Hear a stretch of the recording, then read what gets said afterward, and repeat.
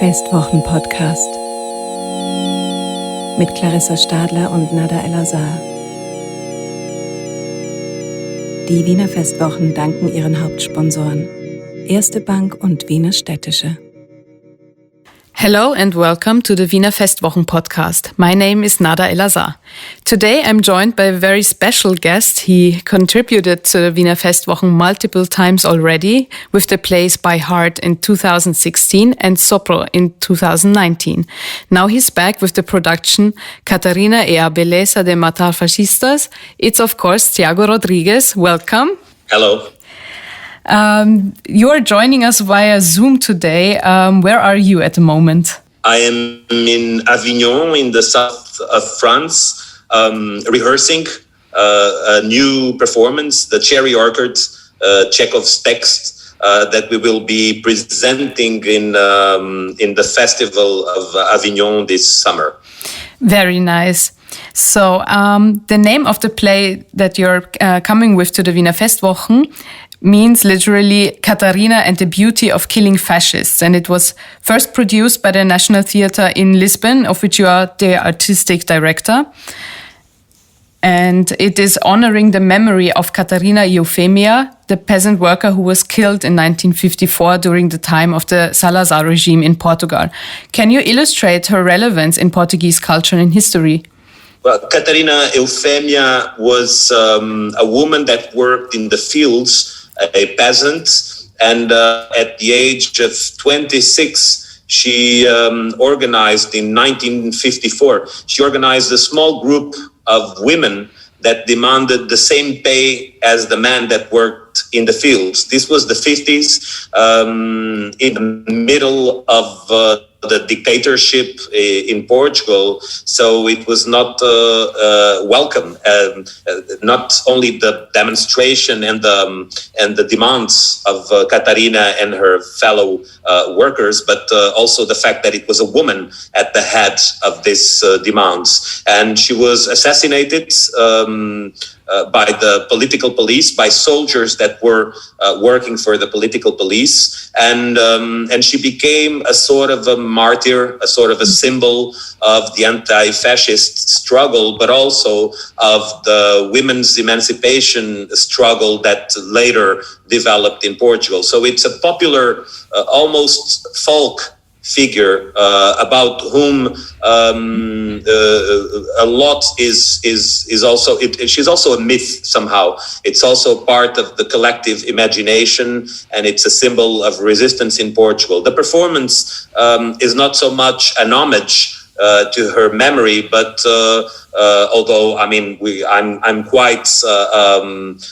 thankful for her struggle, and it's an inspired figure, but it's more a fiction that has a starting point in her assassination. So it's a work of imagination and of narrative that starts in a historical event, which is the assassination of Catarina Eufemia in May 54. Very nice. And the play is about a family who carries an annual tradition of killing a fascist. How did you develop it, and what inspired you to write it in the first place? The starting point was the issue of violence in today's politics, not only in Portugal or in Europe, but all over the world. And the threat to democracy by, intolerant, extremist, ideological views, and how can democracy defend itself against these threats, and how far can you go to defend democracy? Can you go as far as getting out of the democratic rules and using violence, for instance, which is a non-democratic way of action? Can you kill to defend democracy?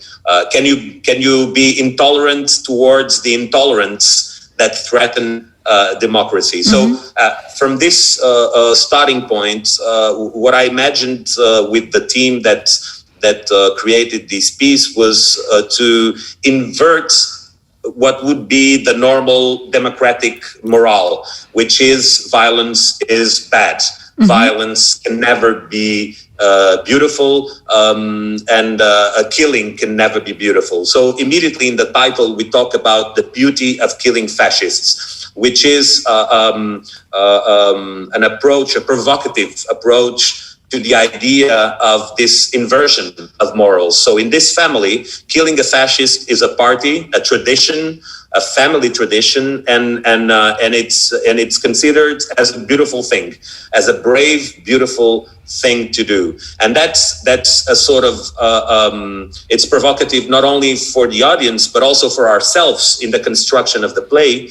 And suddenly there's one member of the family, a young woman, that will have to kill her first fascist, and she starts to have doubts, and she asks out loud if it's not wrong to kill, which would be a normal question, or not shocking at all if we say it among ourselves. But in the middle of this family, asking if killing might not be wrong erupts a huge conflict and a huge debate.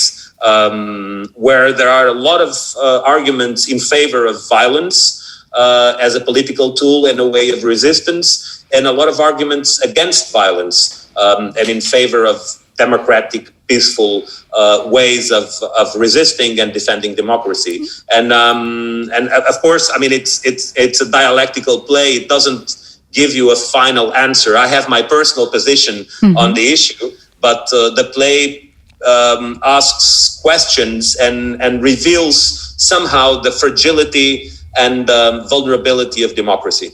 Yeah, because I think it's a lot about the question, what makes people a fascist? So as far as I understood, they already targeted someone and kidnapped him, and then he's awaiting his fate in some way. And the family is still considering if it's right or wrong, right?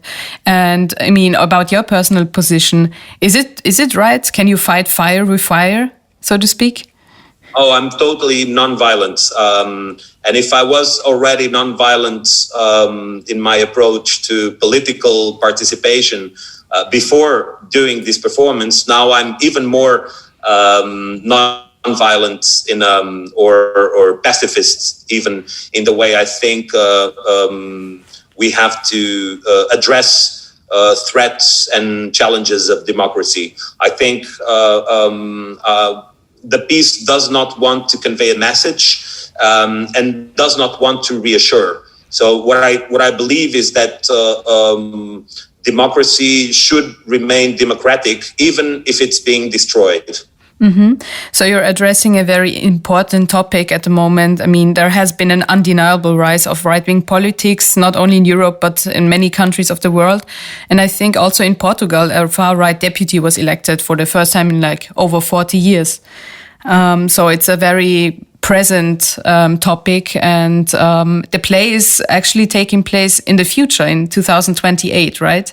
So why is it in the future and addressing kind of like present topics? Why didn't you settle it in the present?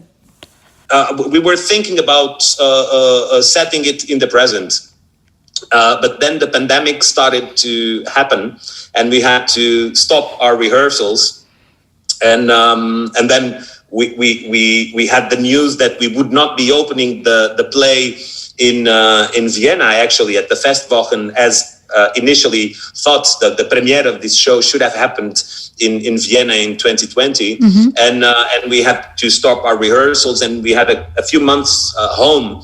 And then one of the things, talking with the team from a distance, that we all shared was the idea that we could not plan ahead. We could not imagine the next months or the next year. Suddenly, all our plans for the future, all our calendar, which is always an exercise of imagination, but an exercise of imagination that you might trust, proved totally not worthy of our trust, because the world was changing so fast and everything was at stake. And suddenly this idea that we could not project ourselves in the future was really a feeling that we all had. So that started to give me the desire of doing a piece that would not happen now, but in a future, imagining what will the world be 8 years or 7 years from now, and applying that imagination to the system of the piece. And then suddenly it struck us that it would be much more interesting to have this debate about violence later in the process, with a pessimistic, dystopic even view of the future, where in Portugal the extreme right wing doesn't have only one deputy in the National Assembly, but the majority, and that they won the general elections. And that was a bit the starting point to put this piece in 2028, because actually it's 2 elections from now. So it's credible in a very pessimistic version of our world that in 2028 the extreme right wing is government in Portugal. And then the threat to democracy is even more concrete. Of course, when you project it far away, you use the same system that George Orwell or Aldous Huxley or all these dystopic science fiction or futurist writers use, which is to talk about a dark future so we can start to work on the present towards a brighter future. Yeah, although 2028 is not that far away. Yeah, but the world changes quicker than in the 20th century. Yeah, that's right. I think also the original story of Katarina Eufemia, this element of a woman killed, so to speak, is really hitting the nail at the moment. In Austria, there is a huge debate going on at the moment about femicides, because since the beginning of the year, 14 women were killed by their husbands, ex-partners, and so on. Were you aware of that? Is there a similar debate in Portugal, maybe? Yes, there is a similar debate in Portugal, because the numbers in Portugal are also very concerning and were bigger for instance, in 2019, they were bigger than 18 or 17 or 16. So that's a huge concern with the femicide and also with domestic violence, which is closely connected to the death of many women in Portugal. So in the piece, of course, the idea of connecting a fight for democracy with the participation or the full participation of women in society. For me, it was very important. And with Katarina Eufemia, you have a connection that not always is made between the threats to democracy being very closely connected to the threats to women. So I think the extremisms that threaten democracy are very dangerous to women and equal and fair rights to women in society. So I wanted that connection to be very clear, and even at a poetic level. For instance, all the characters in this family that compose this family are called Katarina. They all have the same name. Their real name is Katarina. Then in the outside world, when they're not in family, they can use other names not to confuse people, but when they're together, they all have the same name. So also like the father and the brother, so also the male family members are called Katarina. They're all Katarina, and they're all dressed like a woman, with skirts like a woman, like Katarina Eufemia. Actually, the costumes of this family in the play are sort of poetic versions of the kind of clothes that the women that work the fields in the south of Portugal would wear in the 50s and 60s. Very interesting. And I wanted to talk also about one of the other central figures in the play, which is the judge. And I believe he's also inspired by a real-life figure in Portugal. Can you tell me a little bit more about his character and what he represents? Well, the judge is not anymore a main character in the play, but he is in the beginning of the construction of the play. So at the start of the writing of the piece, we had this idea, and this was 2019. In 2019, I was starting to build the play and research and discuss already with the actors, which is my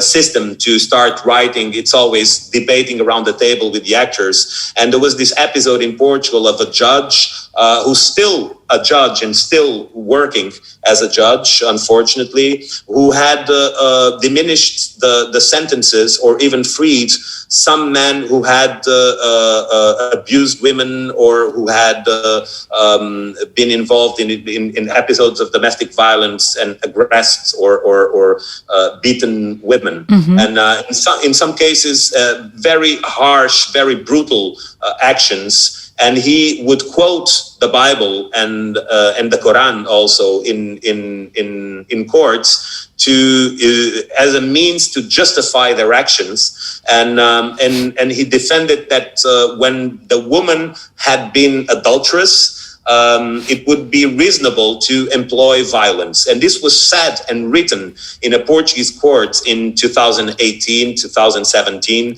And it was a big controversy in Portugal. Many public figures spoke out against this. I was part of that list of people.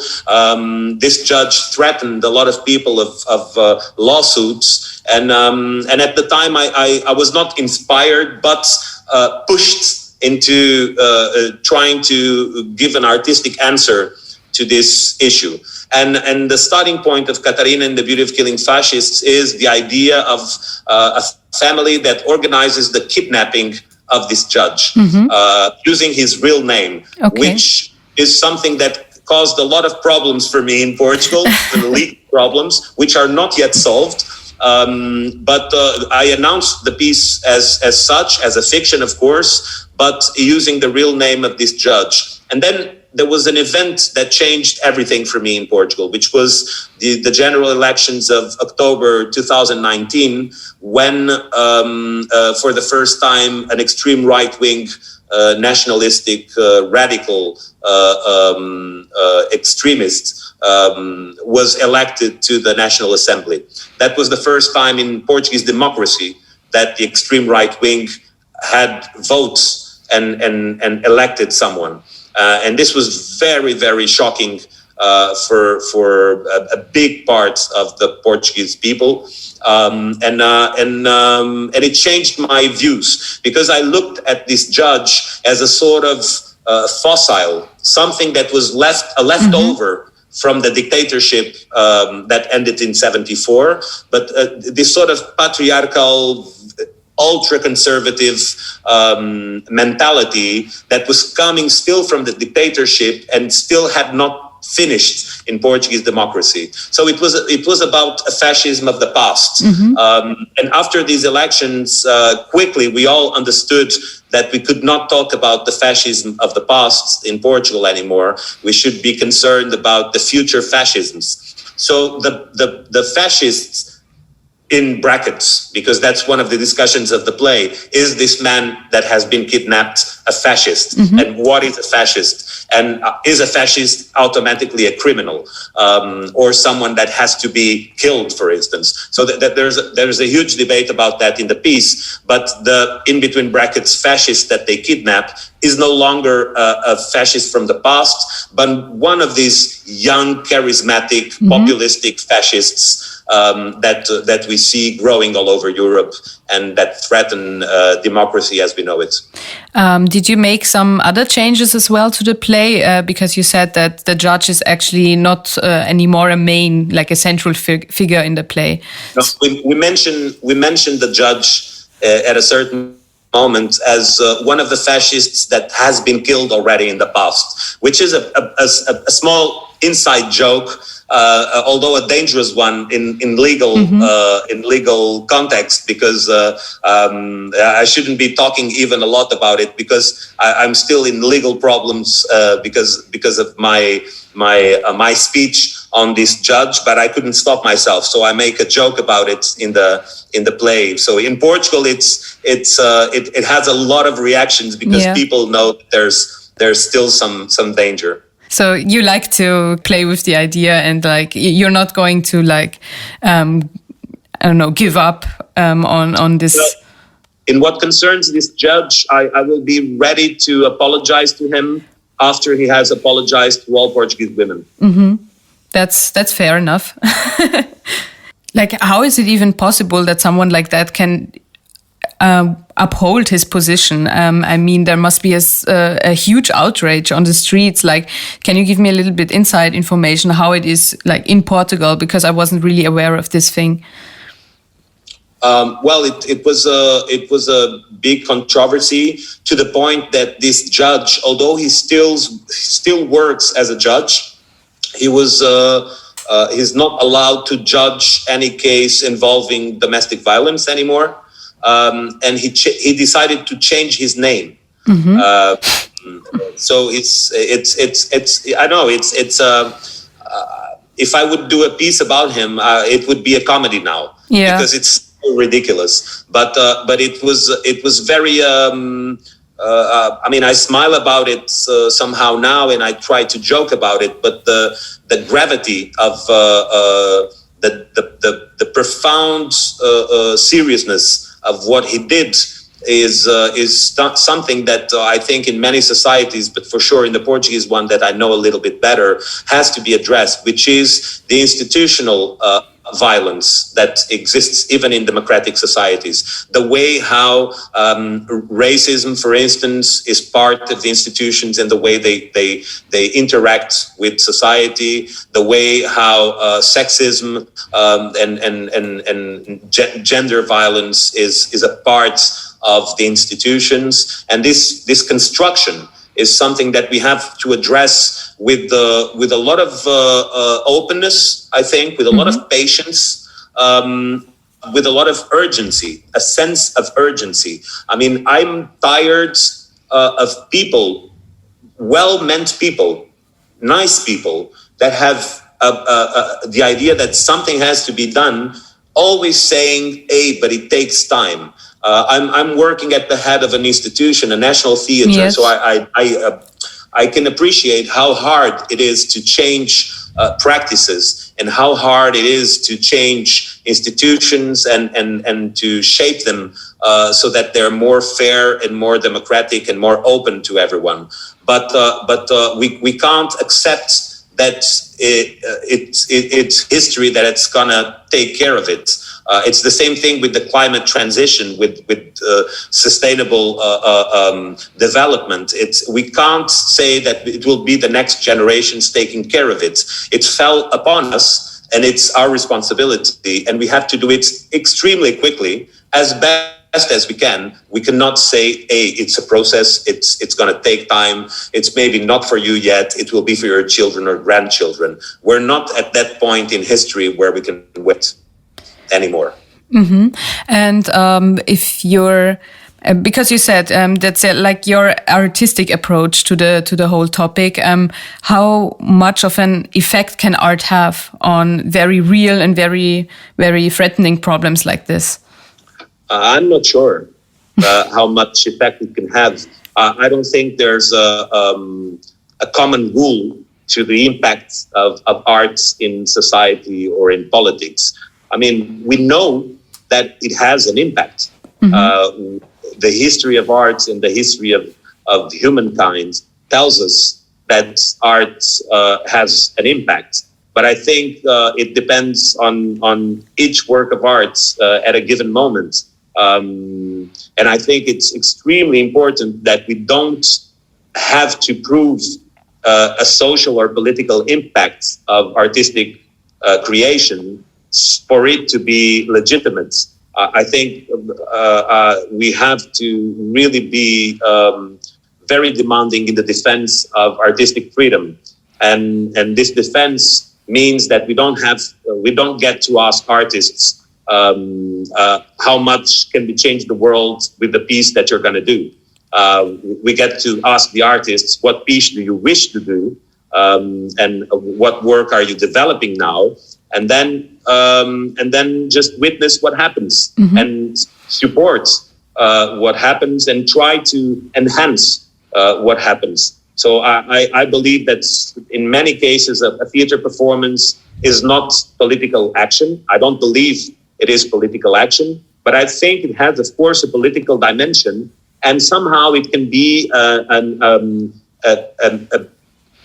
prologue to action, like an introduction mm-hmm. to action. I don't doubt that people that watched Katarina or will watch Katarina might have political debates that might lead them to think, even if infamously, but just a little bit differently about something. And that's multiplied by I don't know how many spectators might generate something that we will never be able to measure, but something that gives origin to new stands in life and new participation. And if it doesn't, I think there's already a huge event in being together in a room, especially right now, not only because of the pandemic, of course, that sort of underlines the importance and the power, even the political power of being together in a theater venue. But also, I think, because we live in a society that tells us all the time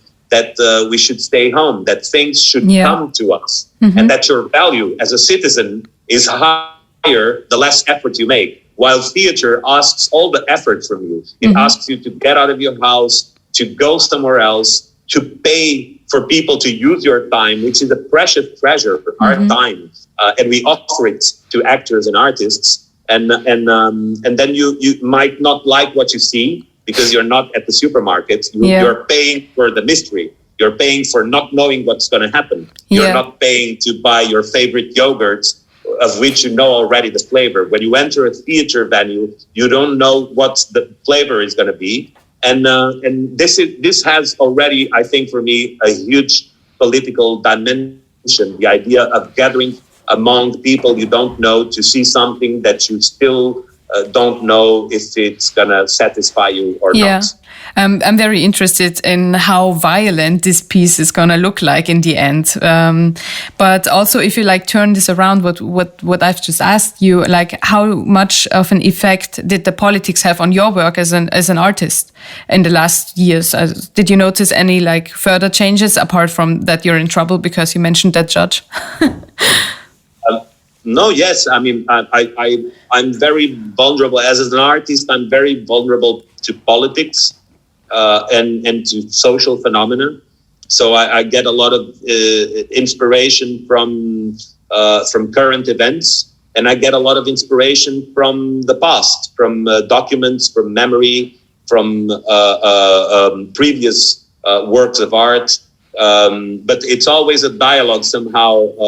When I work, it's always a dialogue between the past and the present. It's always a dialogue about what nourished me as a person, intellectually and artistically, and even my own personal memories, and what's happening in the present. So right now, for instance, I'm staging Chekhov, and the Cherry Orchard has this tradition of being this sad play about the end of a time, the last play by Chekhov, that he played very melancholy, etc. And I mean, when I started reading the play and wondering if I would like to do it, I find it a very fast, crazy play about change. Of course, it's about ending, but it's also about starting. It's about a huge change in society and the impact of this change in a group of people. And I think it talks tremendously